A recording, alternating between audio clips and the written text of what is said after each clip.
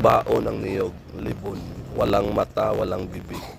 Mabisa ito depensa sa kabal, kunat, tagaliwas, hindi putukan ng baril, at tagulilong. Merong story nito mga kaagimat na daladala niyang ganito. Nasagasaan siya sa daanan kasi hindi siya nakita. At ang iba ring story is nag-usap ang mga magkaibigan, agad lang siyang nawala.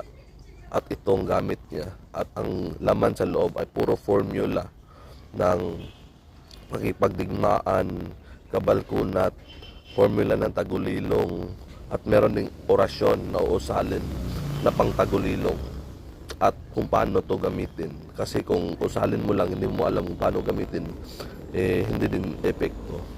Tagulilong.